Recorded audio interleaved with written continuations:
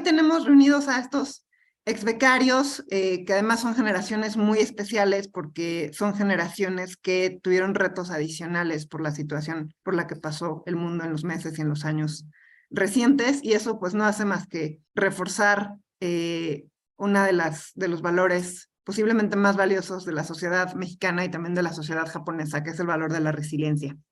Entonces, pues nos da mucho gusto que hayan terminado sus programas y que ahora sean mexicanos, pero que también tengan un corazón y una casa en Japón. Entonces, les quiero presentar a las personas que vamos a estar acompañando el día de hoy, a los ex becarios, primeramente a la directora Aya Kawahata. Ella es directora en la Embajada de Japón en México de la sección cultural e informativa. Kawahata-san, muchas gracias por acompañarnos. También nos acompaña la maestra María Solís, que muchos de ustedes conocen bien, es la encargada de becas, tutora, mentora, senpai de todos nosotros.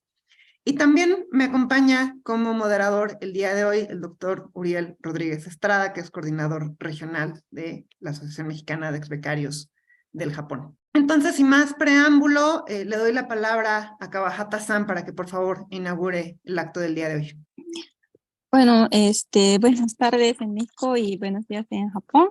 Muchas gracias, Vania, por la presentación. Mi nombre es Aya Kawahata, yo soy la jefa de la sección cultural e informativa de la Embajada del Japón. Aquí está, bueno, como Vania presentó, está, bueno, junto con mi colega María Solís, que es la encargada de todos los temas de becas en la Embajada. Bueno, es para mí un gran placer poder participar hoy y estar en presencia para escuchar las experiencias de los nuevos bueno, ahora ya ustedes son como ex becarios, sus experiencias, bueno, o sea, bueno, todo el resultado de su experiencia bueno, en el programa de beca en Japón. Y bueno, porque para nosotros es muy importante en dos puntos, porque para la embajada como representante del gobierno del Japón en México, es muy importante saber cómo fue el resultado de ese programa, sobre todo lo que fue bueno y también podría ser, bueno, algo para mejorar, pero es muy importante saber de sus experiencias para los que van a seguir en el futuro. Y también es muy importante para nosotros que ustedes puedan mantener estos lazos que ya han tenido en Japón por ser como becarios en Japón. Para esto, aquí, bueno, contamos con siempre la cooperación bueno, de AMEG, que es una asociación de México, de ex becarios de Japón, pero tienen varias actividades y muy activas para no perder estos lazos y para hacer como networking con los becarios. Así que hoy estoy muy entusiasmada de escuchar sus experiencias. Bueno, muchísimas gracias. Kawahata-san, muchísimas gracias por acompañarnos en nuestras actividades y también el día de hoy por estar con nosotros. Entonces, vamos a dar paso a los informes. Entonces, le pido al doctor Uriel Rodríguez que por favor tome el uso de la palabra. Gracias, Vania. Sí, mi nombre es Uriel Rodríguez, yo también soy ex becario de Monbukagakusho en Japón en el periodo de 2004 a 2010 y bueno, en esta oportunidad serviré como moderador de las personas que van a exponer sus temas de investigación y experiencias de vida. Para esto tendrán un total de 10 minutos, que en realidad es menos, ya que tendrán aproximadamente unos 7 minutos para hablar y el resto, o sea, 3 minutos aproximadamente, serán para preguntas y respuestas. Aclarando aquí que a los 5 minutos yo les voy a dar la indicación que ya transcurrió el tiempo mencionado y que solamente tendrán unos 3 minutos restantes. Nuestro primer participante es Julio César Ortiz Enríquez de University of Electrocommunications. Estudió doctorado en ingeniería mecánica y pues Julio César, la audiencia es tuya, por favor. Buenos días Listo, voy a compartir mi pantalla. Mi nombre es Julio. Se ve toda mi pantalla, ¿verdad, Blanca? Con la presentación. No se ve la parte de arriba, ¿verdad? Sí, se ve Ok. todo. Mi nombre es Julio Correcto. César, listo. Mi nombre es Julio César Ortiz Enrique, soy de Veracruz. Estudié una licenciatura en Ingeniería Mecánica en el puerto de Veracruz y una maestría en Sistemas Energéticos en el Politécnico, en la Ciudad de México. Estuve en Japón durante el periodo de abril del 2017 a el marzo del 2021. El primer año que estuve aquí, bueno, hice estudios sobre la lengua japonesa y como research student en el laboratorio en el que estuve trabajando. Los últimos 3 años en el programa de doctorado. Mi universidad receptora es esta, de University of Electrocommunications en Tokio, y en el laboratorio en el que estuve es el laboratorio para fluidos complejos. Mi profesor fue el profesor Miyazaki Takeshi. Actualmente trabajo en la ciudad en una ciudad cercana a Tokio y vivo en Asakusa. La empresa para la que trabajo se llama Mayakawa MFG y se dedica a construir tecnología en el área de refrigeración. El tipo de, bueno, el doctorado, voy a explicar más o menos lo que hice. Es un poco complejo, pero voy a intentar hacerlo fácil. La cuestión es que nosotros aquí estábamos haciendo un estudio experimental y computación de flechas, de proyectiles que se mueven en el aire, ¿no? Entonces, específicamente para flechas tiro con arco. Nosotros estábamos interesados en saber cuál era el cambio de comportamiento que cada uno de los elementos que conforman la flecha, la manera como afectaba a cada uno de estos elementos. Por ejemplo, el point, que es la parte de aquí adelante. Hay unos points que son un poco más rechonchos, que por ejemplo este que está acá, ¿no? Intentábamos medir o cuantificar cómo afectaban esos points el performance de la flecha cuando esta volaba. O por ejemplo, estas partes de aquí que se llaman vanes, que van atrás, que son muy importantes para que el proyectil se mueva de manera estable en el aire. También intentamos estudiar y cuantificar cuál era el efecto que distintos tipos de vanes, de vanes tenían en el vuelo de la flecha. Nuestro estudio era experimental, teórico y computacional, pero tienen que saber que el estudio de las flechas es muy complejo porque son proyectiles que se mueven muy rápido, ¿no? Alrededor de 57 metros por segundo, aproximadamente la velocidad inicial. Entonces, para estudiarlas necesitamos usar tecnología, bueno, pues, por ejemplo, en este caso, compleja, ¿no? Usábamos cámaras de alta velocidad para medir unas flechas que se movían. Hacíamos tiros en este archery range que se ve en la izquierda. Tirábamos flechas usando este cañón de aire comprimido y grabábamos la trayectoria de las flechas en distintos puntos. ¿Okay? Metíamos un sensor de aceleración en la parte posterior de la flecha para medir la fuerza. Los videos que obteníamos eran de este estilo y bueno, teníamos que los estudiantes ser capaces de aprender a programar algoritmos para poder obtener información valiosa de este tipo de videos que están acá. Sí, ¿qué más? La siguiente slide. Otro tipo de los experimentos que hacíamos era en el túnel de viento de JAXA, que es la Agencia Espacial Japonesa. Por ejemplo, un túnel de viento, es esto que estoy mostrando aquí, tenemos un objeto y hacemos pasar aire. Entonces estamos intentando medir propiedades aerodinámicas en este caso, de esta flecha. La magia de este aparato es que, como pueden ver, no hay ningún tipo de soporte, está sostenida de manera magnética, es decir, levita, entonces es un sensor muy, muy sensible. Entonces, JAXA nos daba la oportunidad a nosotros de poder ocupar estos equipos de alta tecnología. Y bueno, el tipo de resultados que obteníamos era este, por ejemplo, aquí tenemos el número de Reynolds en el eje de las X y en el eje de las Y, el coeficiente de arrastre, que tiene que ver básicamente con la fuerza que está siendo ejercida en un proyectil, ¿no? Y por ejemplo, aquí medimos nosotros que para un point un poquito rechoncho teníamos este coeficiente de arrastre, ¿no? Y para este un poco más como streamlined, tenemos un coeficiente de arrastre más chiquito. Es decir, que el arrastre o la dificultad con la que se mueve una flecha con este tipo de point es mayor que si tuviera este de aquí abajito, ¿no? Ese tipo de cosas son las que estudiábamos, básicamente. Esos parámetros que obteníamos de manera experimental, después las introducíamos en nuestros modelos matemáticos y ya podíamos medir el desempeño de las flechas. La siguiente slide, bueno, aquí en algún momento de la investigación, JAMSTEC, que es una agencia de investigación sobre investigaciones atmosféricas en Japón, nos proporcionó datos del viento. Julio, apagaste tu micrófono. Teníamos, Jamstack nos proporcionó la información del viento, de donde se iban a realizar las competencias de tiro con arco en los Juegos Olímpicos. Y bueno, ese tipo de información teníamos que organizarla y podíamos probar nuestro modelo matemático de las flechas en un vuelo bajo distintas condiciones atmosféricas, ¿no? El siguiente slide.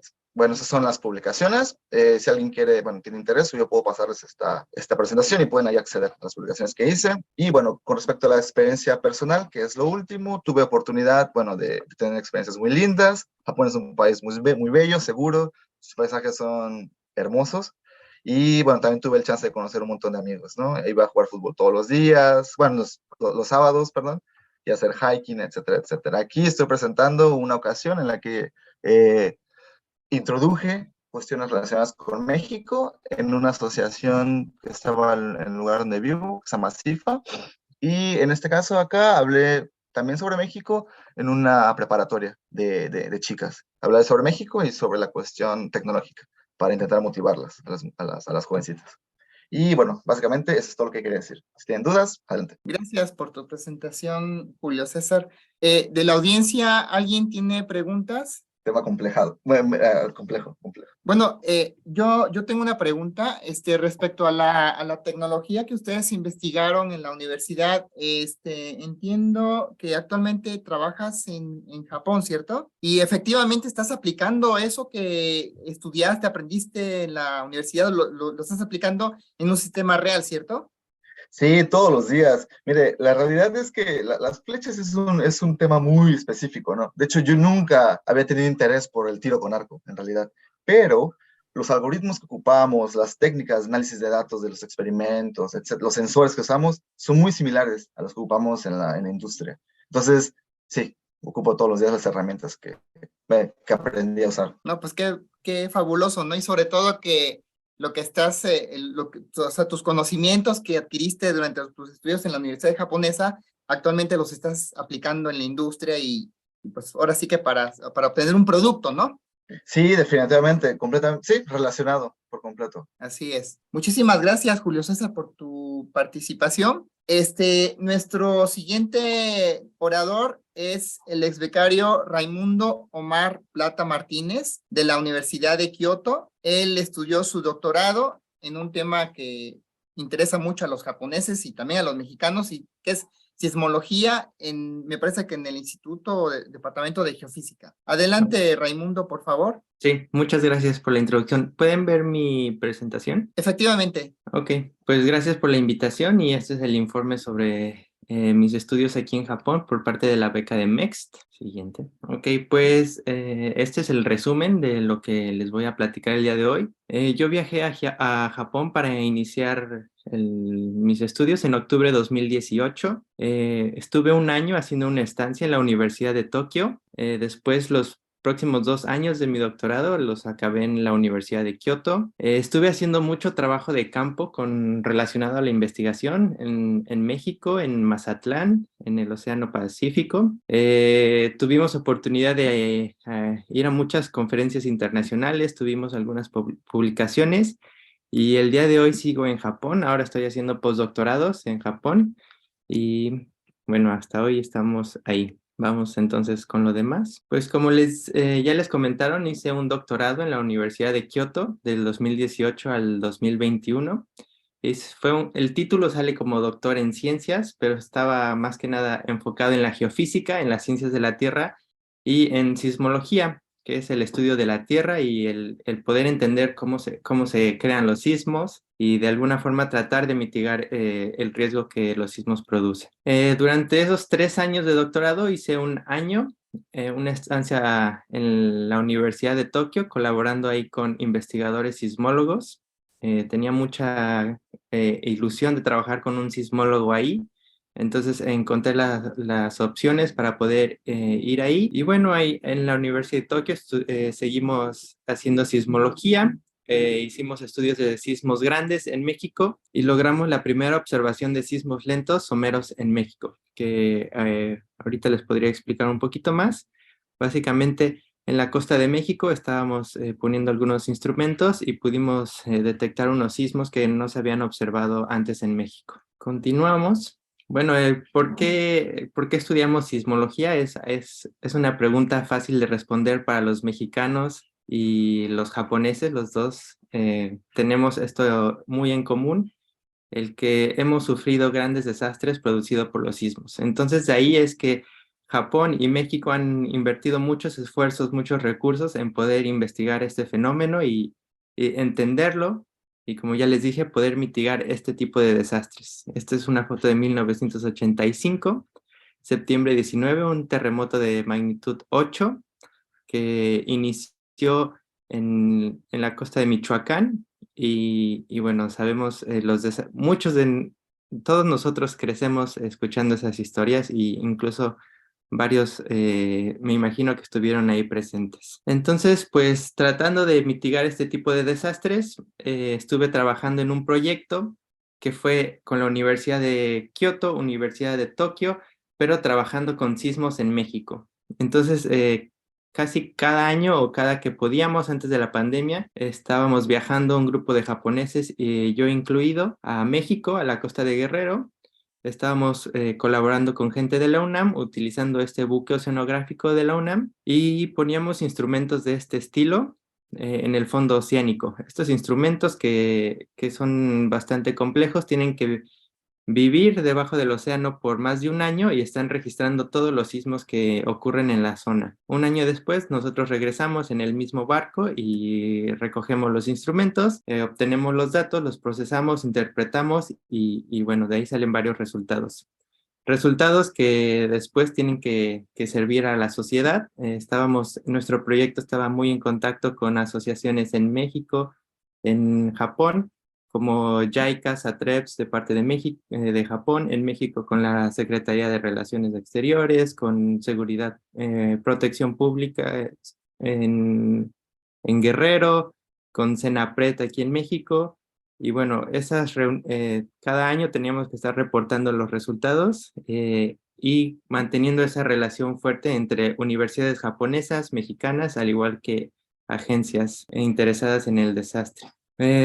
Aun cuando tuvimos pandemia, los resultados que estábamos teniendo, trabajamos bastante, tuvimos varios resultados y los pudimos ir exponiendo al público internacional científico en distintas conferencias. Esta es una lista larga de todas las conferencias en las que pude presentar el trabajo que estábamos haciendo en Estados Unidos, en Japón, en México. Cuando llegó la pandemia, muchas de estas fueron en línea, pero bueno, los resultados seguían saliendo y teníamos oportunidad de seguir presentando. 5 minutos. Gracias. Uno de los resultados importantes fue una publicación que logré 3 publicaciones. Una de ellas es esta, en una revista de alto impacto, donde justamente estamos describiendo los sismos lentos someros que pudimos detectar en la costa de Guerrero, que son un tipo de sismos característico que jamás se había observado en México. Entonces, esto fue algo bastante interesante. Pudimos analizar estos sismos y de ahí llegar a conclusiones de por qué tenemos una brecha de Guerrero en la zona de la costa en Guerrero. Y bueno, claro, este trabajo en donde yo estaba trabajando estaba incluido dentro de un proyecto muchísimo más grande, donde los resultados que nosotros tenemos se llevan a hacer después modelos físicos y después se tiene que llevar a la sociedad. Entonces, esto es algo bastante importante y donde se invirtió mucho esfuerzo dentro del proyecto en el que estaba, que era el proyecto para la evaluación de peligro asociado a grandes terremotos y tsunamis en la costa del Pacífico de México para la mitigación de desastres. Y bueno, daba mucho gusto ver cómo los resultados que nosotros teníamos, con ayuda de las demás personas en el proyecto, podían llegar a comunidades como en el ejemplo que estamos viendo aquí, que es el de Zihuatanejo, donde, bueno, ya que sabemos que el tipo de sismos que podemos ver, se puede modelar un tsunami y después la gente puede empezar a preparar planes para mitigar riesgos por tsunami y sismos. Entonces aquí se ven las escuelas, cómo los niños preparaban rutas de evacuación, se les enseñaba hacia dónde podían ir. Protección Civil estaba, por supuesto, ayudando bastante. Y bueno, y había mucho intercambio entre México y Japón durante todo este proyecto. Aquí se hizo un simulacro en la ciudad de Zihuatanejo. Como pueden ver, Aquí hay una simulación de un tsunami después de un sismo y se ve cómo el tsunami va avanzando dentro de la ciudad de Zihuatanejo y estamos viendo cómo los niños se están moviendo hacia una zona segura contra el tsunami desde este punto rojo, que es donde está su escuela, se tienen que mover hacia este punto verde. Y bueno, se fue grabando. Ahorita esta carita feliz quiere decir en dónde están los niños. Empieza el simulacro, ahí se les indica que se deben proteger la cabeza porque estamos durante un sismo. Durante el sismo es mejor únicamente protegerse y ya después empieza la evacuación hacia una zona segura contra el tsunami. Y bueno, este tipo de video se compartía con niños que también se preparan contra este tipo de desastres en Japón y por eso es que aquí estamos viendo cómo hay mensajitos de lo que están diciendo los niños en México para que los niños japoneses lo puedan ver. Y bueno, después del doctorado sigo trabajando en Japón, ahora estoy haciendo postdoctorados, hice un postdoctorado en la Universidad de Kioto y ahora estoy en la agencia japonesa de Jamstec que acaban de mencionar antes y bueno, seguimos trabajando, investigando sismos en México, ahora también estoy investigando la zona sísmica de Nankai en el sureste de Japón, estudiando los posibles terremotos que pudieran llegar en estos lugares. Y para terminar, pues sobre las experiencias personales, claro, es una gran oportunidad el poder estudiar en Japón. Aprende uno a adaptarse a un nuevo entorno. Conocí mucha gente de todo el mundo que al mismo tiempo me ayudó a ampliar la perspectiva cultural que tengo. Desarrollamos habilidades no únicamente académicas, sino de todo estilo.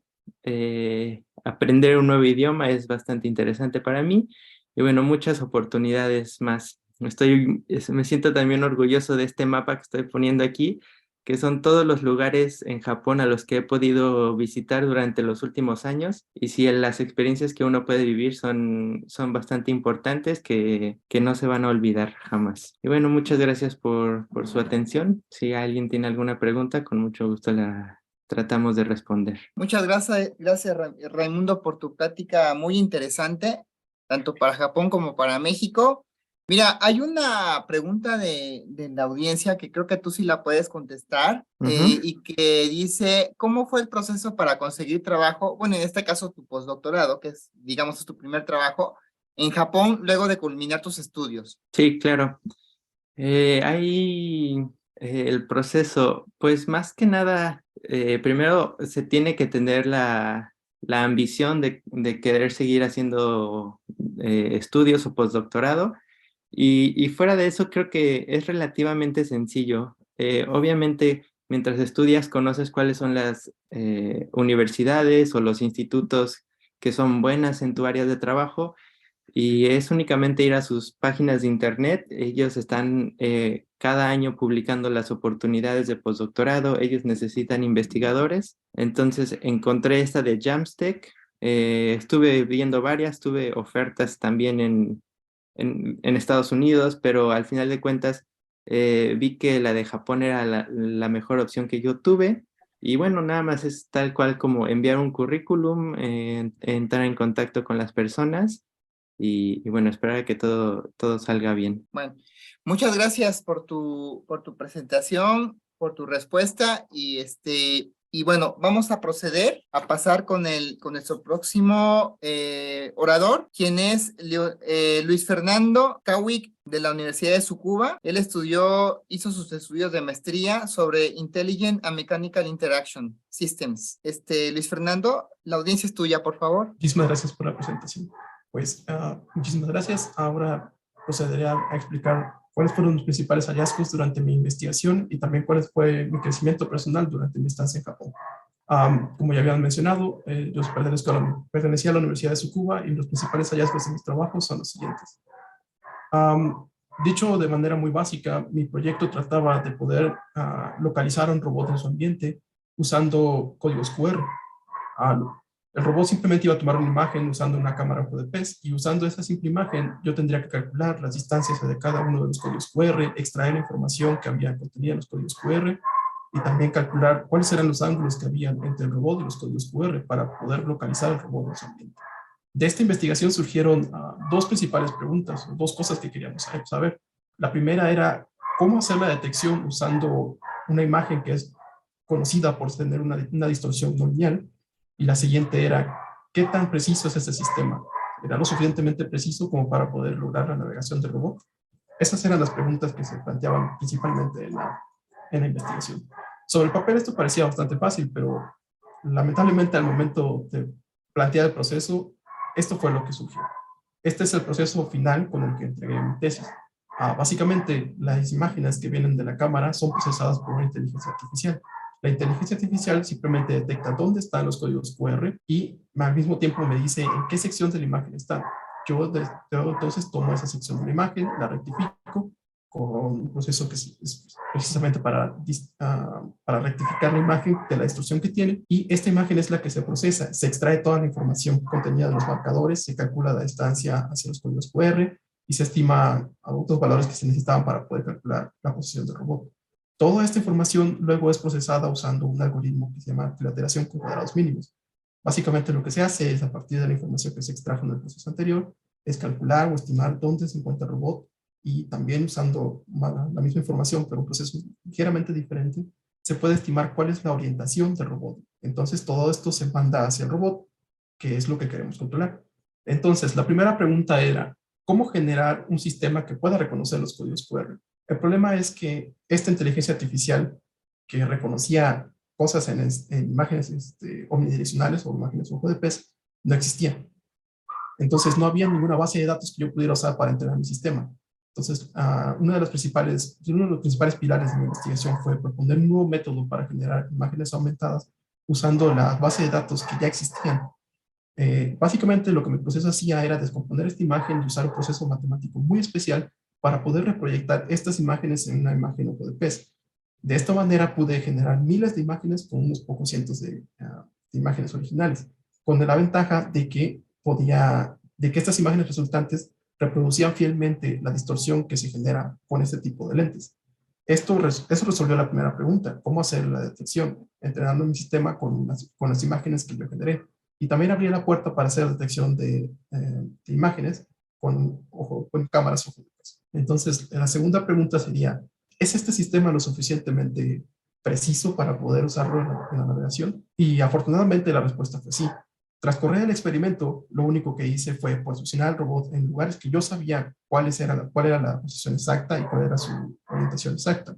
Se sigue un proceso bastante complejo propio de la navegación del robot, pero básicamente lo que se hace es combinar la estimación del método propuesto con la odometría del robot y se genera un nuevo resultado que se estima en base a las dos fuentes de información mencionadas.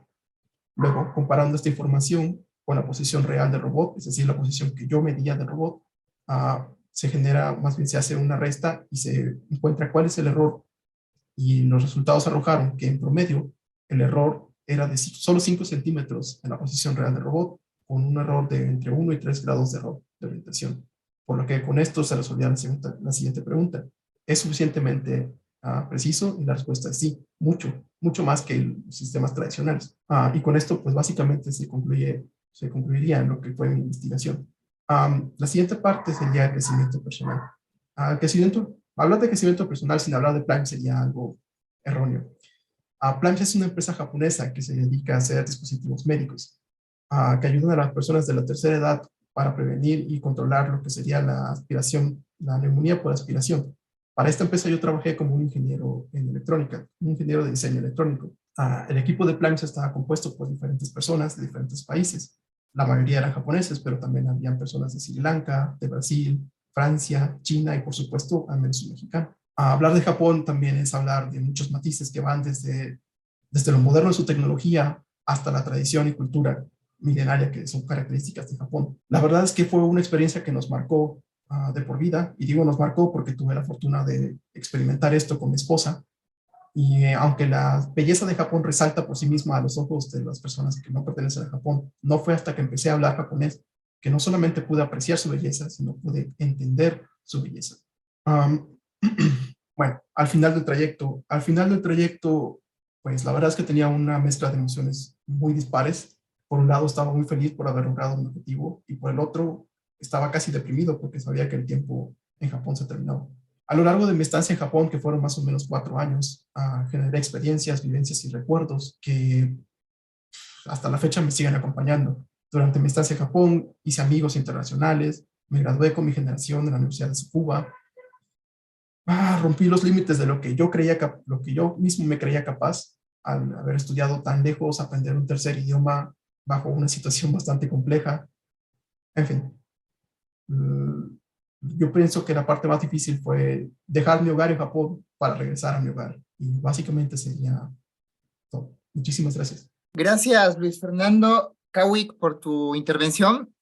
Tenemos una pregunta de la audiencia, que no sé si sea para ti, porque, es que es un término que no conozco. Dice, ¿puede explicar, por favor, un poco más sobre el dispositivo implementado por el equipo de Plimes? De Plimes. Es el nombre de la empresa. ¿Plimes? Sí. Básicamente es un dispositivo wearable que es un neckband. Se pone en el cuello y lo que hace es escuchar los músculos que usamos al momento de tragar. Esta información, junto con la posición del cuello y otros sensores que usaban oxigenación en sangre, la posición del cuello, sensores de temperatura y otros muchos más, se combinaban información y se mandaba a una inteligencia artificial. La inteligencia artificial analizaba todos estos datos y proveía una valoración de qué tan propenso eras a tener neumonía por aspiración, o en su caso, si ya lo padecías, te ayudaba a controlarlo, enseñándote a tragar de manera correcta. Eso es lo que se desarrolló en Plimes y pues yo también fui parte de este dispositivo. Entendí. Oye, una pregunta, ¿ese dispositivo se vende actualmente en Japón o también en otros países como México o todavía no? Se está empezando a vender en Japón. La intención es que primero se haga el deployment en Japón, pero la intención también es que llegue hacia Latinoamérica y otros varios países que sufren del mismo padecimiento. Exactamente, sí, es lo que estaba yo pensando, ¿no? Porque México es un mercado interesante ahora sí que para el comercio asiático, ¿no? Y como Japón o China, por ejemplo. Muchas gracias, Luis Fernando, por tu intervención y tu interesante plática y por contarnos un poco acerca de lo que fue tu vida y lo que es tu vida actualmente en México. Estás en México, ¿no? Así es, estoy en México. Bueno, sí. Bueno, después de esta magnífica experiencia que has tenido en Japón.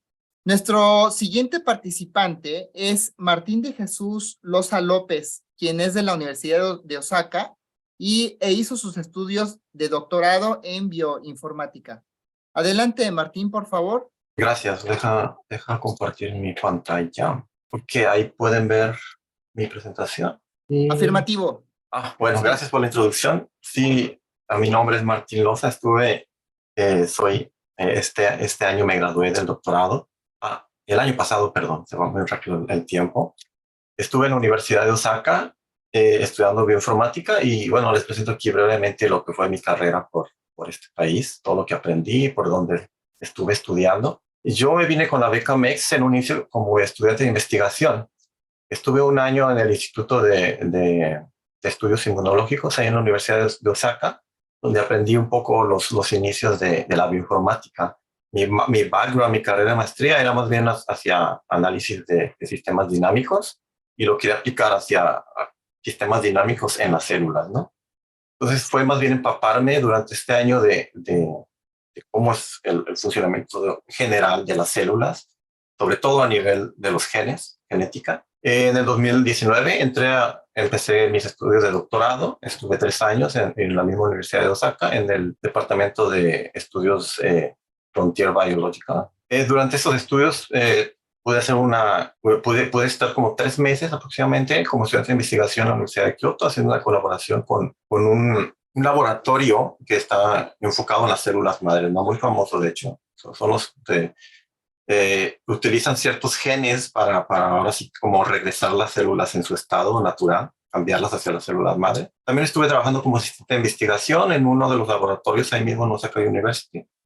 Y bueno, una vez que me gradué, me vine ya para Tokio y desde el 2022, hace ya va a ser un año, estoy trabajando como profesor asistente en un laboratorio también de bioinformática aquí en esta universidad. ¿De qué es mi mi investigación, bueno, puede llegar a ser un poco compleja de entender. Voy a tratar de explicarla lo más sencillo posible. Hay muchas nuevas tecnologías que han llegado a cambiar lo que es la biología, como estudiamos, cómo vemos la biología.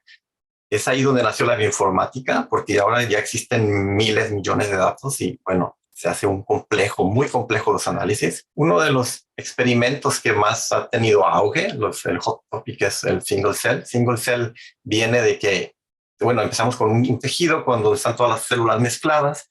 Esta tecnología las va a separar y por cada una de las células independientes podemos obtener un perfil genómico. Podemos ver qué genes están activos, qué genes no están activos, qué genes cambian, etc. Para analizar estos datos, porque bueno, contienen a veces millones de células y contienen miles de genes, pues necesitamos utilizar varios algoritmos de machine learning, inteligencia artificial, para poder después comparar, ¿no? Al final de cuentas, lo que nos interesa es comparar qué está pasando en las células quizá sanas contra unas células de cáncer, por ejemplo. Dentro de estos análisis, como comenté, uno de los principales enfoques es comparar un tejido sano con un tejido con alguna condición específica. Pueden a veces tener miles de muestras, a veces, bueno, no voy a decir miles, pero cientos de muestras. Y bueno, aquí les presento lo que es el workflow general que seguimos cuando queremos comparar. Primero hacemos un control de calidad específico. Estos análisis tienden a ser un poco muy hechos a mano, muy específicos del análisis de este experimento, ¿no? No hay una forma general o de generalizarlos para todos los experimentos, pero bueno, siempre vamos a tener un control de calidad, normalización, escogemos ciertos genes de interés que queremos investigar y viene una parte que se llama como corrección de batch effects, que es la integración, ¿no? Todas las muestras fueron tomadas de forma separada, muchas veces incluso en distintos laboratorios, y hay que integrarlos. Una vez que los integramos, podemos analizarlos de varias formas con Machine Learning, reducimos las dimensiones para poderlos visualizarlos, los agrupamos y una vez que los agrupamos vemos qué diferencias hay entre los grupos y utilizando estas diferencias, bueno, empezamos a ver qué genes son más susceptibles de causar cáncer y si nos vamos un poquito más allá, podemos ver qué factores de transcripción, que son pedacitos chiquitos de DNA que controlan los genes, podemos ver cómo bloquear que un gen que está relacionado con cáncer que se active, ¿no? Lo podemos desactivar. Podemos también encontrar tipos celulares nuevos, linajes, cómo están cambiando las células. Las células son procesos dinámicos, están continuamente clonándose, separándose y también están cambiando en tipos celulares. Es muy dinámico. Y bueno, todos estos datos los podemos analizar en este gran y complejo workflow. Yo me enfoqué en la corrección de batch effects y esta corrección de batch effects es importante en el hecho de que 5 minutos. Cuando los integramos tratamos de que los datos sean lo más parecidos posibles, ¿no? Minimizar variaciones técnicas. Si no las minimizamos, entonces vamos a empezar a encontrar ruido como si fueran tipos celulares específicos. Déjenme les muestro entonces nada más un ejemplo, ahora sí que por el tiempo.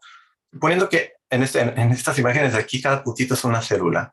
Suponiendo que en esta imagen que vemos aquí el color significa un experimento diferente. Pudiéramos pensar que a lo mejor son células, vamos a decir, de perros y de gatos, ¿no? Podemos entonces ver que va a haber ciertas células que son más de gatos, ciertas células que son más de perros. Y si empezamos a ver genéticamente cambios, vamos a lo mejor que los dos gatos tienen un gen que está relacionado con la altura y bueno, van a ser un poquito más pequeños. Y va a haber perros que tienen a lo mejor relacionado con el largo del hocico. Bueno, vamos a encontrar diferencias genéticas dentro de estos datos de perros y gatos. El problema es que estamos encontrando, aunque en este experimento son el mismo tipo de perros, estamos encontrando dos tipos, se están dividiendo en dos grupos, ¿no? Lo cual es incorrecto porque realmente las muestras son tomadas del mismo tipo de perro. Lo que queremos entonces lograr es que de manera no supervisada, sin que tú le digas, este es un perro, este es un gato, poderlas integrar. Por ejemplo, este método 1 las integró, diría yo bien, integró gatos con gatos, perros con perros, pero hay veces que hay métodos que mezclan gatos con perros, ¿no? Esto es uno de los mayores problemas de los algoritmos no supervisados, porque si no se hace la corrección bien, pueden llegar a mezclar células de distintos tipos. Como parte de mi proyecto de investigación, yo desarrollé un algoritmo no supervisado para la integración de estos datos. Comparamos con varias herramientas que existen comúnmente. Nos enfocamos mucho en evitar este tipo de agrupaciones incorrectas y bueno, obtuvimos 2 artículos. Aquí les muestro el más importante. que fue de hecho ya casi a final del año pasado. Mi vida en Japón fue muy divertida, yo diría. Me encontré con muchos nuevos amigos, aprendí un idioma que me costó muchísimo trabajo, pero una vez que lo aprendes te abre todas las puertas. Puedes empezar a comunicarte con las personas te ven diferentes si les hablas en japonés que si les hablas en inglés, tienen un poquito menos de miedo y empiezas a abrirte, ¿no? Empiezas a abrirte a conocer.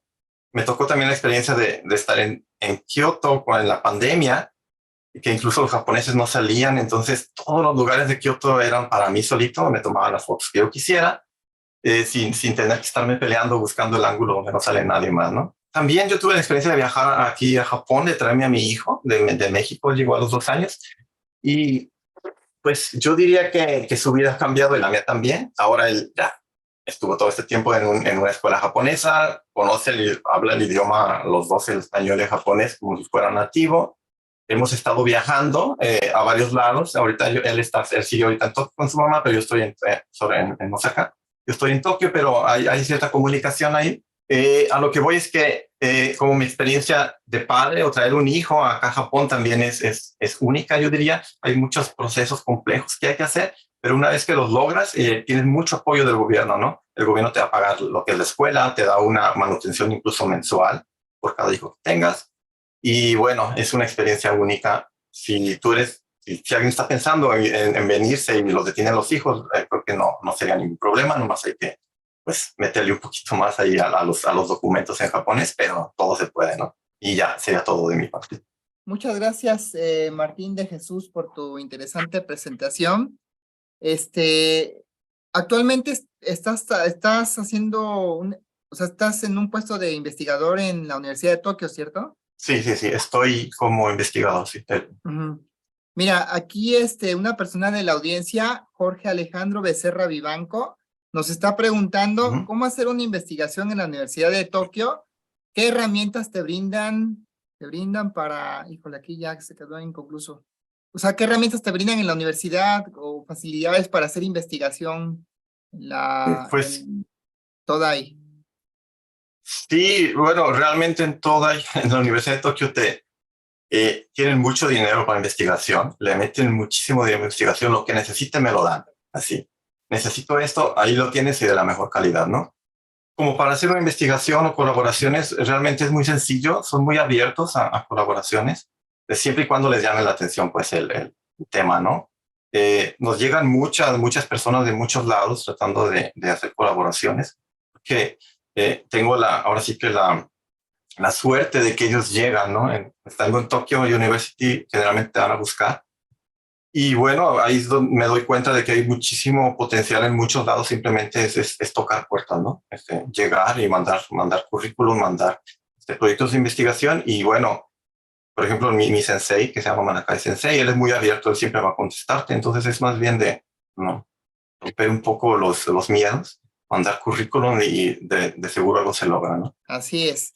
Bueno, gracias Martín de Jesús por tu presentación y por compartirnos tus experiencias como becario Mombukakusho en Japón.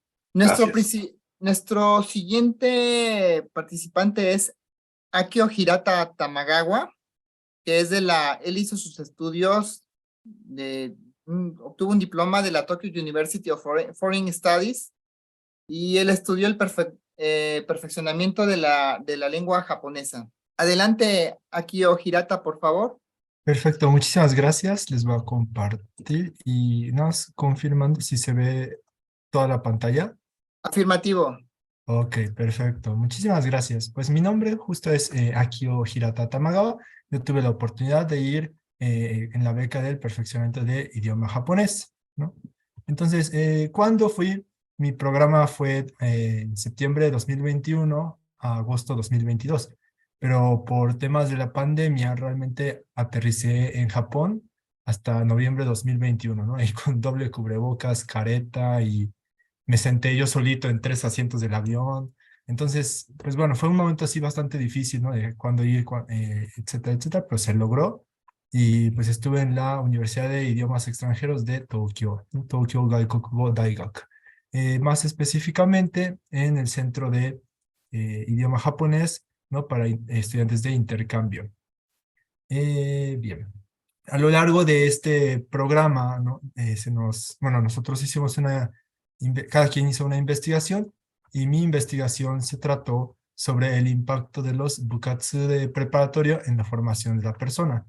Entonces, pues bueno, los bukatsu en Japón son clubes ¿no? Como de actividades culturales y deportivos, ¿no? Dentro de la escuela.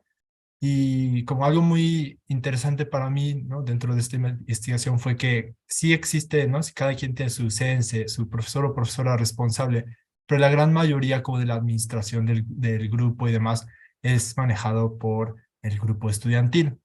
Entonces hice una encuesta y demás, y justo como que, bueno, aquí en la izquierda, a la derecha está como la traducción de cómo, qué es lo que, ¿no? Qué habilidades o qué experiencia, pues, tú sientes que has obtenido, ¿no? Por formar parte de un Bukatsu, ¿no? Y, pues, bueno, justamente Ningen Kanke, ¿no? Las relaciones personales fue como lo más elegido entre trabajo en equipo y habilidades de comunicación, que la verdad me parece algo esencial, ¿no? Entonces sí, y justo, ¿no? Un poco ligado con el tema del Bukatsu, ¿no? Y mi experiencia, yo formé parte del equipo representativo de voleibol, del Bukatsu de voleibol de la universidad, porque pues tenía justo este interés de saber cómo era un Bukatsu, ¿no? Aquí en México y demás, pues también participo con equipos representativos de la universidad y demás, pero sentía que era algo diferente y pues sí, justamente es muy interesante cómo ellos mismos manejan todo, en realidad como solo escuelas muy competitivas, ¿no? Como a nivel nacional son quienes tienen entrenadores y demás, pero si no, todo entre ellos, pues realmente son quienes administran todo, la parte como contable, económica, la parte como de relación con otras universidades y demás. Además, ¿no? Como sobre este hilo de mi experiencia, bueno, yo fui a Japón, yo salí de México con el N3, a través de este programa pude obtener el JLPT N1, ¿no? Y sí, la verdad es que era algo que para mí parecía imposible, ¿no? Yo sentía que me había estancado en el N3 por mucho tiempo y la verdad es que gracias a este programa y por esta oportunidad logré obtener el N1. Y bueno, sí había ido a Japón, mi familia, pues tengo familia y demás en Japón, pero la verdad es que gracias a esta, ¿no? oportunidad, pues conocí un lado nuevo de Japón donde no es solamente la casa de mis abuelos y abuelas, ¿no? Pude hacer diversos viajes, conocer más allá, en lugares que, como que para mí parecían como muy imposibles, ¿no? De que algún día iba a visitar, experiencias que sentía que solo veía ahí en redes sociales y demás. Entonces, pues la verdad es que esto también fue bastante enriquecedor, ¿no? Y justamente conocer este lado de Japón más cotidiano y a la vez turístico me permitió tener una nueva perspectiva de la sociedad de Japón e incluso de México, ¿no? Uno se va con una idea de su país y es hasta que llega a otro país donde pues, realmente se da cuenta a lo mejor de lo que realmente es valioso de su mismo país o donde pues, áreas de oportunidad, digamos, ¿no? Entonces me parece que esto, pues sí, me lleva algo muy importante, ¿no? De tanto de Japón y de México. Pero bueno, sobre todo, ¿no? De esta experiencia, creo que lo que me llevó son las grandes amistades, ¿no? De cómo fue durante pandemia. Mis amistades principalmente fueron las demás personas de intercambio. La gente de Japón, pues se regresó a sus prefecturas, ¿no? Entonces, pues sí, personas de todo el mundo me permitió no solamente como conocer la cultura japonesa, sino la cultura de diversos países. Aún así, pues claro, dentro del equipo de voleibol, pues pude convivir con gente de Japón y pues bueno, hoy por hoy se sigue en contacto, ¿no? Con estas amistades, creciendo juntos y apoyándose en todo. Pues bueno, pues muchísimas gracias por su atención. Gosecho arigatou gozaimashita. Cualquier pregunta, pues aquí estamos. Me parece que hay alguien, Berta Martínez. Ajá, sí, Sí, sí, ¿se sí, escucha? sí se escucha, claro. Hola, hola, buenas tardes. Felicidades por este gran evento. Para este joven, tengo entendido que ya tenía cierta noción del idioma. ¿Qué tan difícil es ser aceptado cuando el chico no sabe nada? Bueno, tengo entendido, ¿no? Que para diversas universidades piden un mínimo del idioma para poder entrar a sus programas. Honestamente desconocería la dificultad o cómo estaría ese proceso. No sé si eso más bien se podría hablar con la institución correspondiente. La beca tiene ciertas restricciones.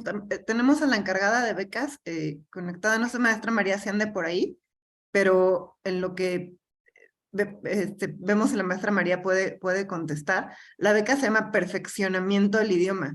O sea, sí o sí se necesitan bases. Es correcto, Vania, perdón.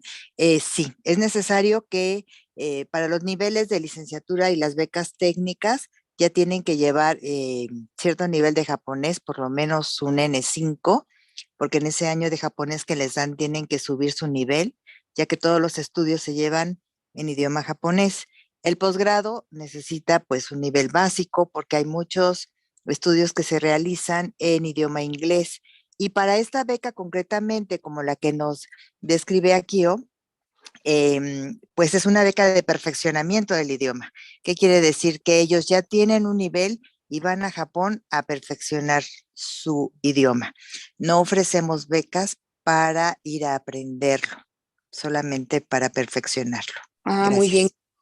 Ese nivel N5 en México, ¿dónde se puede lograr? Aquí tenemos varias instituciones que lo ofrecen. Está, por ejemplo, el Instituto Cultural Mexicano-Japonés, la Asociación México-Japonesa, el Chuo Gakuen y la Fundación Japón en México principalmente, que ofrecen clases presenciales y en línea. Entonces, si gusta, puede entrar a la página web de la Embajada de Japón en México y del lado izquierdo está un banner que dice, ¿quieres aprender japonés? Al darle clic, le va a enlazar con la página de la Fundación Japón en México. Y ahí puede acceder al directorio de todas las escuelas que ofrecen el idioma japonés en México. Muy bien, muchas gracias. ¿Hay algún límite de edad? No hay límite de edad. Sobre todo si son niños, bueno, está el Chuo Gakuen, que da clases desde niños, y las demás escuelas ofrecen clases ya para adolescentes y adultos a partir de los 15 o 16 años. Y para ir a perfeccionar el idioma. Para ir a perfeccionar el idioma hay que cubrir los requisitos en esa misma página web que le comento de la Embajada de Japón. Hay una pestaña que dice estudiar en Japón. Cuando ingresa a esa pestaña está el banner de becas y cuando se abre del lado derecho está el menú. Busque la beca de perfeccionamiento del idioma japonés, le van a salir los requisitos básicos como son la edad, la escolaridad y las características que necesitan cubrir para ser candidatos. Gracias. Muchas gracias. Para servirle. Me parece que todavía nos queda un minuto para una pregunta que es para Akio, me parece, por la cuestión de que viviste en un centro de estudiantes internacionales, y dice que qué tan difícil o cuál es la dinámica para adaptarse a vivir en un dormitorio de estudiantes internacionales. Bueno, nuestro dormitorio, pues cada quien tenía su cuarto y su baño, entonces como que, pues cada quien tenía su tiempo y su espacio personal, entonces yo creo que, pues bueno, obviamente hay espacios compartidos, entonces dependerá de la persona, ¿no? Si le interesa como empezar a convivir desde el inicio, pues puede empezar a ir a esas áreas como compartidas, a conocer gente. Si desea adaptarse primero al país, creo que es la parte como interesante de conocer, tienes tu espacio y pues conoces el área y demás. Entonces creo que ahí hay diversas formas de adaptarse, cada quien conocerá la que mejor se acople a su persona. Bien, bueno, gracias Akio por tu intervención y por la respuesta a las preguntas. Y continuando con el programa, nuestro siguiente orador es Alan Giovanni Gabriel Martínez Gómez de la Keio University. Él obtuvo también su diploma en perfeccionamiento de la lengua japonesa. Adelante, Alan, por favor. Sí, buenas noches a todos. Muchas gracias. Sí, entonces, muy buenas noches a todos. Muchas gracias por la oportunidad de estar aquí. Y bueno, vamos a comenzar. Mi nombre es Alan Martínez. Soy originario del estado de Guanajuato. Estudié comercio internacional en la Universidad de Guanajuato. También desde que empecé a estudiar la carrera, debido a que desde niño me gusta mucho la cultura japonesa, también empecé a estudiar en el centro de idiomas el idioma japonés. Entonces, desde que empecé a estudiar, mi objetivo, mi sueño se convirtió en ser un día traductor de japonés. Entonces, empecé a estudiar mucho, pero pues sentía que necesitaba como una experiencia así de grande como esta que me otorgaron. Entonces, esa fue más o menos la razón de por qué apliqué para esta beca. Ok. Entonces, como menciona mi compañero Akio, realmente fue a lo mejor de las épocas de la historia moderna más difíciles para entrar a Japón, probablemente. Al igual que mi compañero, yo también llegué a Japón en el 2021, aproximadamente en octubre. Entonces, estuve también un año de octubre a agosto del 2022. Entonces, también llegamos en el momento más crítico. Entonces, creo que es muy importante también mencionar mi experiencia de cuarentena porque quizá para muchas personas pudo haber sido algo traumático. Para mí al principio sí fue un poquito así, pero después como que vi el lado positivo, vi que podías de alguna manera acomodar tus ideas. Entonces, fue toda una experiencia también que sin duda me va a quedar para toda mi vida. Entonces, aquí estaba en el hotel, estuve 15 días aquí en el hotel, un hotel en Narita. Ahí por todos los días me ponía a ver afuera y podía bajar nada más rápido al combini a comprar mi comida y pues llevármela arriba para seguir ahí pues estando los 15 días. También las clases, ya había empezado las clases en la Universidad de Keio, pero eran en línea las primeras semanas, así que tomaba mis clases y me estaba ahí. También fue muy interesante porque todos los días, como podemos ver aquí en el video de abajo, tenía que estar con mi aplicación checándome todos los días. Había dos aplicaciones y siempre era para verificar que estuvieras en el hotel. Entonces eso también fue como una experiencia muy interesante. Entonces, inmediatamente que acabó la cuarentena, me fui a mi universidad. Mi universidad, como les mencioné, es la Keio University. Estuve en el campus de Mita, en Tokio, cerca de la Tokyo Tower. ¿Mm? Entonces, pues inmediatamente cuando llegué, pues vi que era una universidad súper hermosa. Los maestros eran muy, muy amables. El contenido de las clases era muy intensivo. Las clases de japonés también tenían en inglés algunas clases complementarias sobre historia de Japón, sobre cultura. Entonces fue una experiencia estudiantil muy, muy buena. Entonces les comparto un poquito sobre mi universidad. Desde el momento que me dijeron que fui aceptado e investigué cómo era la universidad, me quedé impresionado por lo bonito que era. Parecía un castillo. Además, las aulas, pues son como se ven en las películas, ¿no? Las películas de anime y estudiar ahí fue todos los días mágico. ¿Mm? Entonces, yo no tuve en sí un proyecto de investigación, sin embargo, mis clases bueno, un poco exhaustivas. Entonces, mi objetivo al ir a Japón principalmente era acabar mi programa de japonés y poder conseguir un examen de certificación. Así que, gracias a Dios lo logré. Conseguí mi certificado del año en la universidad y conseguí mi certificado JLPT-N2. ¿Mm? Y bueno, en cuanto a experiencias culturales y laborales, fue también algo muy, muy interesante. Aquí estuve en Osaka. Bueno, primero, otro de mis objetivos era que si estaba en Tokio y estaba pues cerca de la embajada japonesa, de la embajada mexicana en Japón, tratar de lo más posible estar en contacto, tratar de involucrarme poco a poco en eventos. Entonces, desde que llegué, empecé a buscar eventos y el primero al que fui fue esta reunión anual del capítulo de Japón Red Global de Networking 2021, Nichibokubashi, que es como una organización de alumnos mexicanos de intercambio en Japón. Ahí estuvimos en la embajada, ahí estuvimos teniendo mesas de debate y mesas de trabajo con mucha gente muy importante y con una trayectoria increíble. También hubo muchos eventos culturales en Tokio. 5 minutos. Sí, en especial participé en este de cultura latinoamericana en Tokio. También participé en bailes culturales, en estos mismos eventos culturales, participé en bailes tradicionales mexicanos.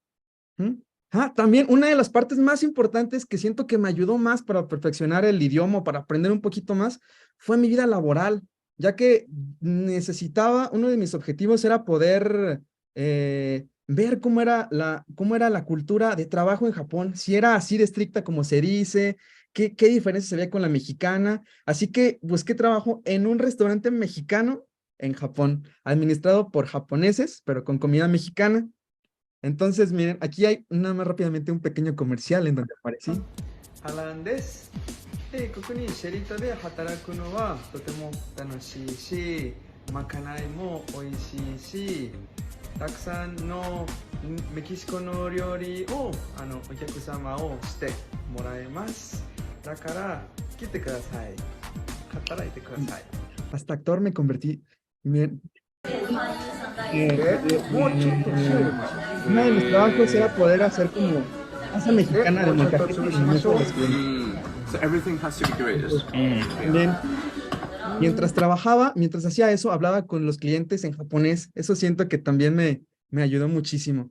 También con mis compañeros tuve muchas experiencias. Viajé en mis vacaciones a Kioto, a Osaka. Fui en Tokio a muchos eventos especiales, muchos matsuri.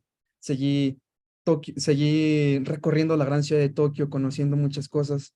Entonces, bueno, los sueños se hicieron para cumplirse. Una de mis pasiones ahora, algo que se convirtió después de ir a Japón, fue hacer como contenido. Hacer como TikToks y para poder compartir un poco de mi vida. Entonces también algo que cambió mi vida fue que vi nevar por primera vez en Tokio. Y por último, bueno, ya ven que les había comentado que mi sueño era ser traductor. Afortunadamente, a finales del año pasado, cuando regresé a México, logré convertirme en traductor de una empresa japonesa aquí en mi localidad, aquí en Irapuato. Entonces, aún estoy en proceso, pues, de estudio. Aún tengo que estudiar muchas cosas técnicas, pero bueno, tengo toda la actitud y primeramente yo sé que, pues, se vienen muchas cosas buenas y espero en un futuro poder también participar en una beca de maestría, doctorado y poder traer presentaciones tan impresionantes como mis compañeros. Muchas gracias. Gracias, Alan Giovanni, por tu interesante presentación y por contarnos un poco de lo que fue tu experiencia como becario Mombuka Gakusho allá en ese país. No sé si la gente que está en la audiencia tenga una pregunta específica para Alan Giovanni. Bueno, me parece que no hay preguntas. Francisco Valencia tiene la mano levantada. A ver, Francisco, por favor. Hola, Alan Giovanni, bienvenidos todos esta noche y felicidades por sus experiencias. Alan, si nos puedes compartir un poquito más del impacto pues, que ha tenido esta experiencia ahora que trabajas y estás siendo traductor. ¿Cómo has visto ahora qué nuevos retos tú estás teniendo pues ahora al desenvolverte profesionalmente con el idioma japonés y trabajando con japoneses? Sí, gracias por la pregunta. Pues, bueno, cuando empecé a trabajar en Japón, me di cuenta de que sí, efectivamente, como se menciona, la puntualidad es muy importante. Por un minuto, si llegaba tarde, mi jefe me ponía una regañada increíble.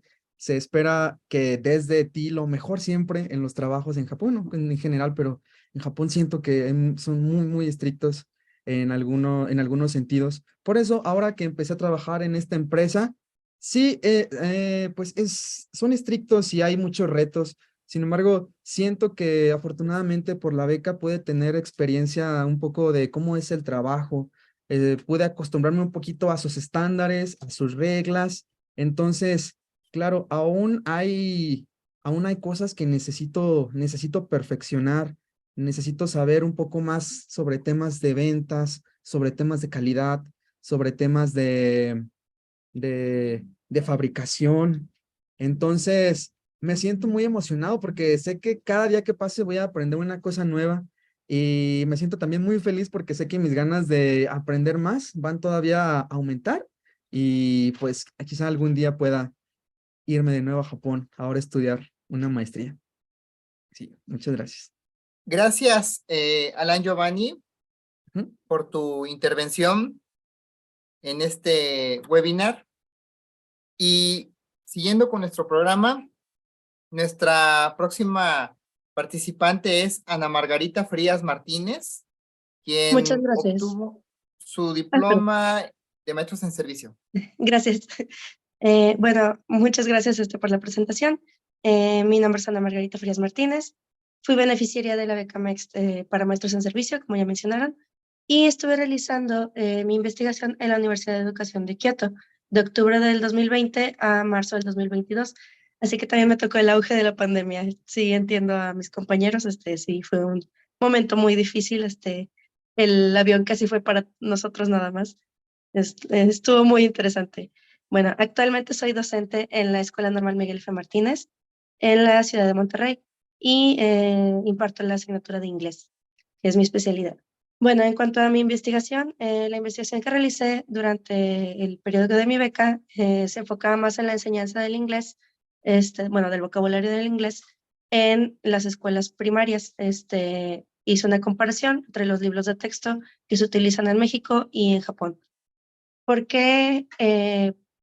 A lo mejor algunos de ustedes se preguntan por qué Japón, cuando se trata de la enseñanza del inglés, no tiene a lo mejor mucho sentido para algunos, pero realmente ambos países, aunque no comparten similitudes en cuanto al idioma, sí comparten problemáticas, porque pues Japón, por ejemplo, está en el puesto 78 de 112 países en cuanto a habilidades del inglés, y México se encuentra en el puesto 92. Entonces, realmente, aunque Japón tiene una educación excelente, en cuanto al inglés no destaca mucho.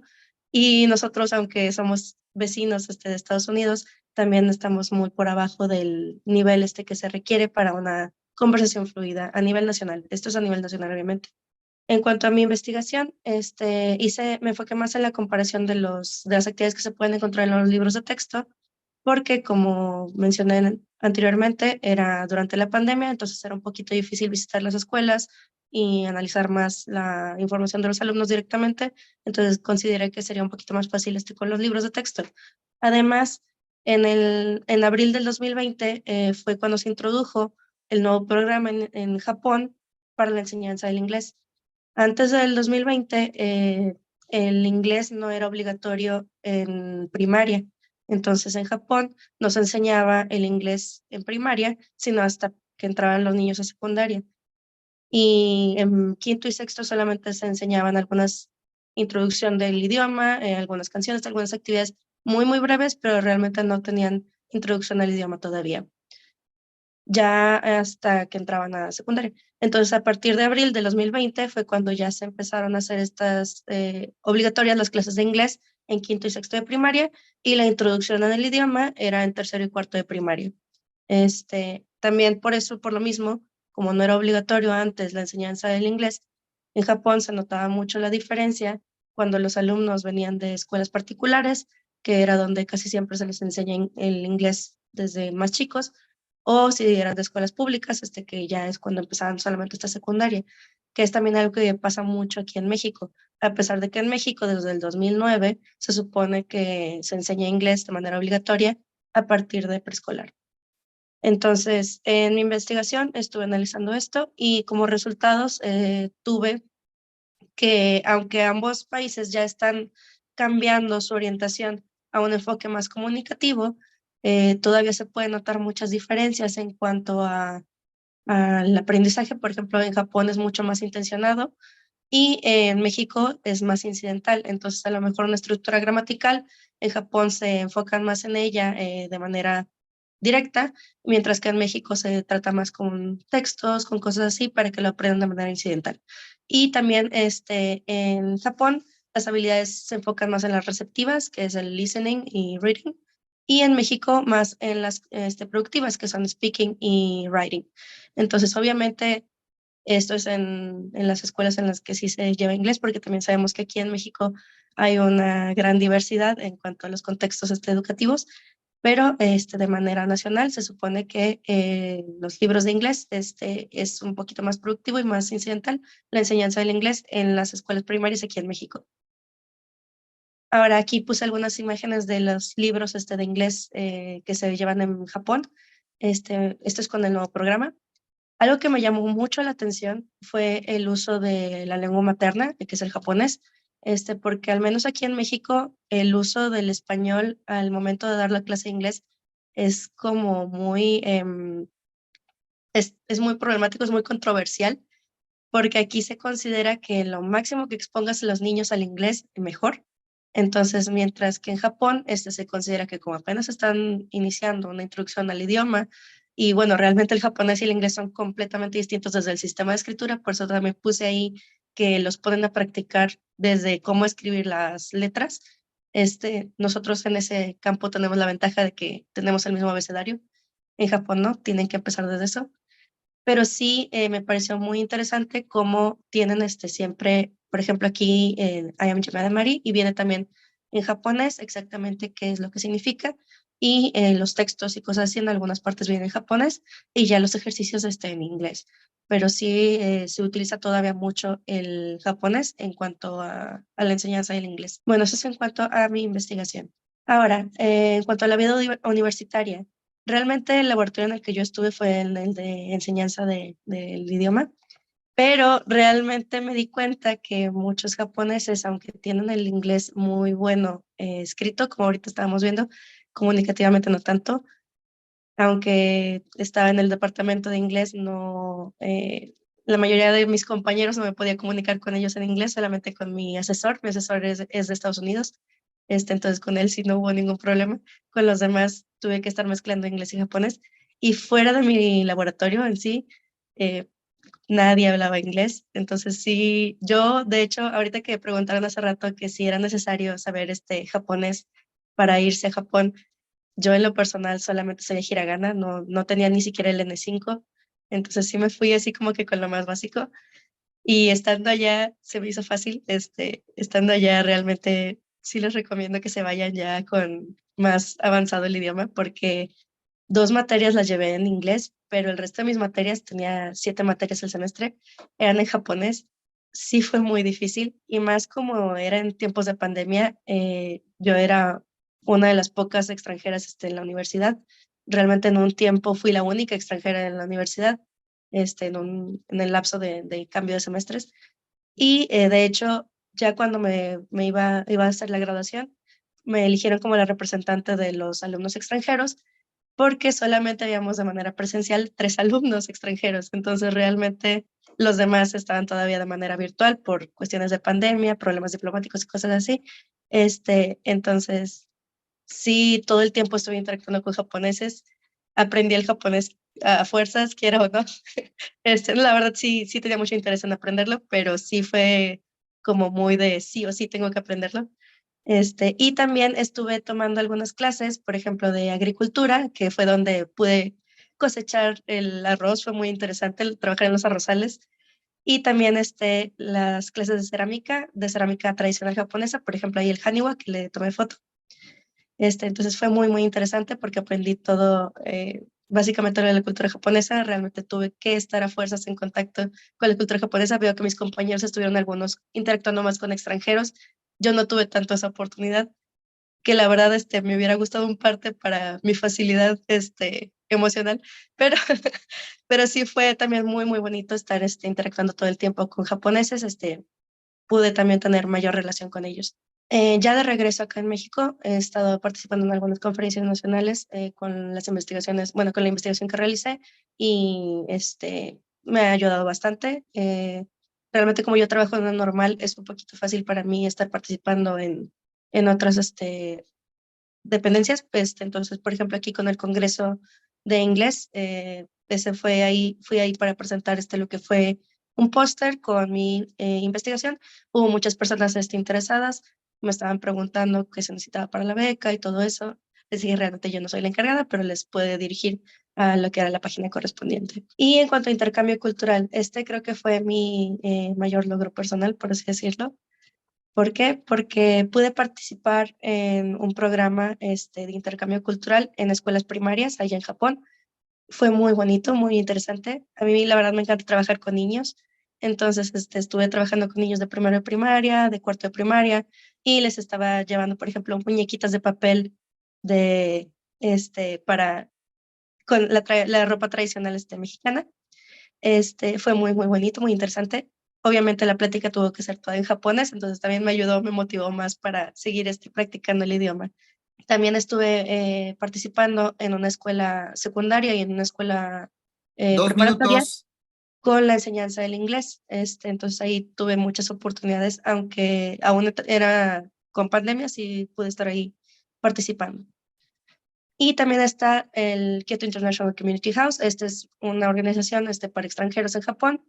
Ahí pude estar conviviendo con otras personas, con otros extranjeros y también con otros japoneses, con algunas actividades como ceremonias del té, teatro kabuki, ver espectáculos de Maiko. Entonces fue muy, muy bonito. Y también, obviamente, compartir la cultura mexicana con otros japoneses. El choque cultural más grande que tuve fue cuando partí la piñata con mis compañeras, porque al partir la piñata volaron los dulces, todas los recogieron ordenadamente y luego se prepararon para dividirlos equitativamente entre todas las integrantes que estábamos ahí, los dulces. Y yo les dije, es que no, así no es en México.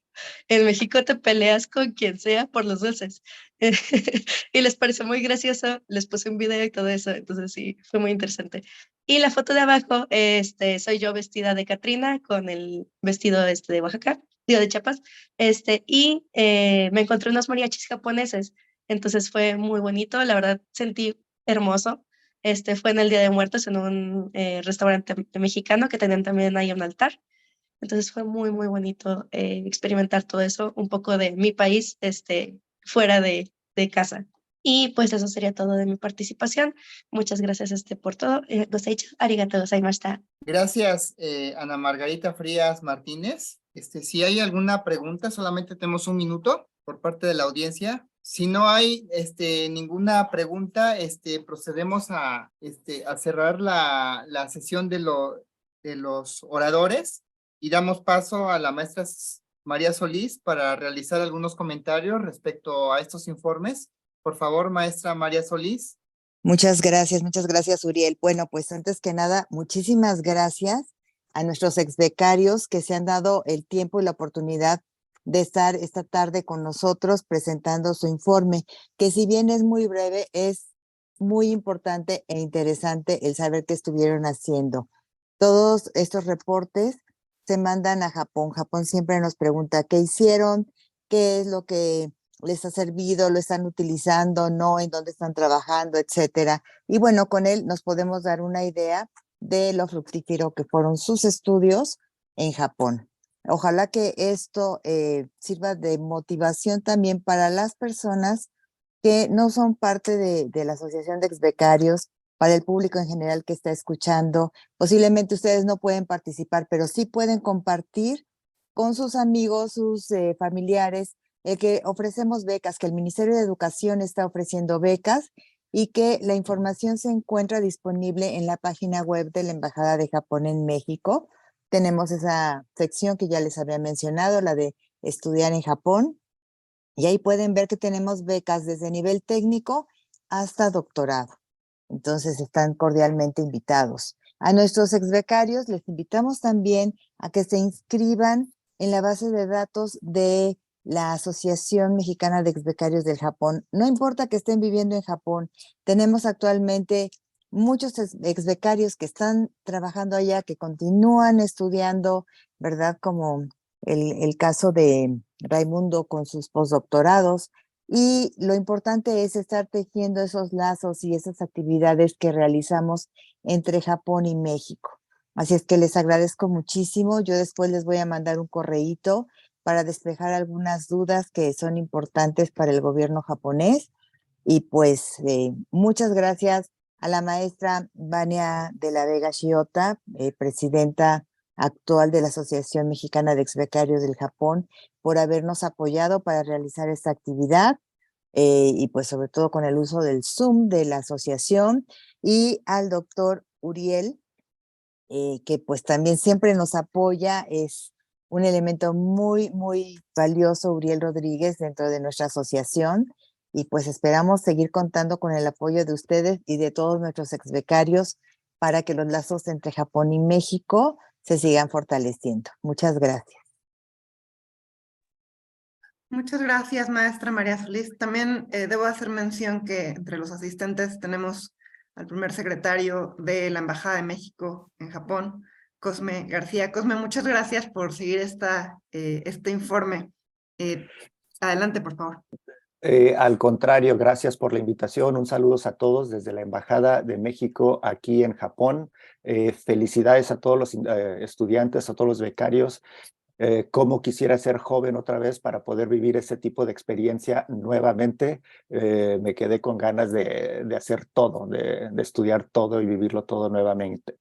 Yo solamente quisiera retomar algunos puntos que ya mencionó Alan y también María Solís. La importancia de mantener contacto entre ustedes, o sea, sigan el contacto entre ustedes como ex becarios dentro de la asociación. Para aquellos que están aquí en Japón, los invitamos realmente a que se unan a la red global. Por ahí pasamos el contacto en el chat para que se inscriban, los que están sobre todo aquí en Japón. Todos se pueden inscribir, pero sobre todo los que están aquí en Japón. No es necesariamente únicamente para aquellos que han sido becarios del gobierno japonés, sino en general es para todo profesionista, científico, académico que se encuentra aquí en Japón. Tenemos eventos como ya lo demostró Alan aquí en la embajada periódicamente, donde realmente sirven como redes de contacto para compartir experiencia, conocer a gente, inclusive oportunidades a futuro. Entonces, pues los invito a que se registren en la red global. Y bueno, gracias Vania, gracias a todos, fue interesantísimo y felicidades. Muchas gracias, Cosme García. Pues se nos ha acabado el tiempo.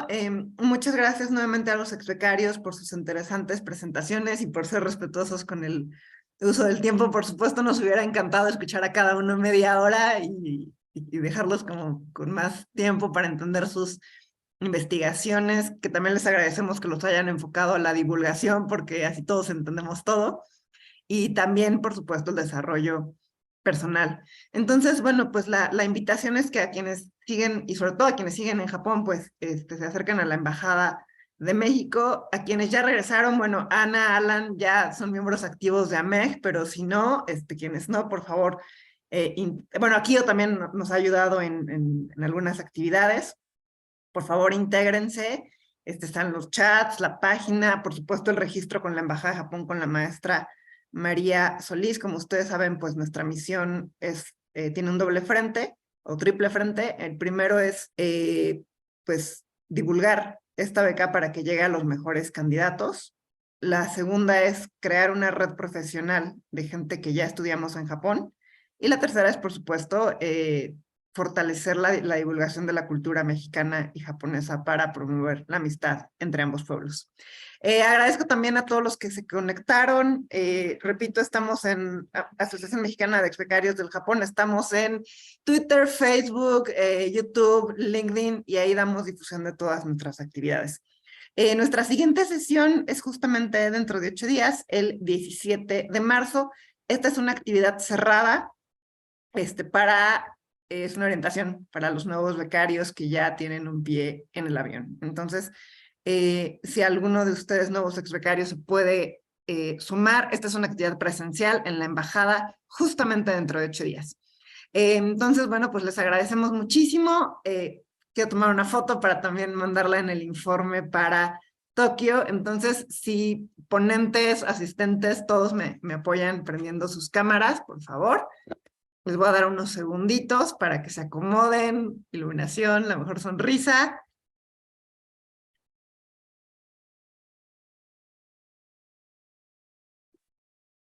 Ok, voy a esperar un poquito más. Veo muchísimos exbecarios. Muchísimas gracias por por sumarse siempre y por darle vida a nuestras actividades. Muchísimas gracias. Hasta pronto y hasta luego. Y felicidades a los nuevos exbecarios.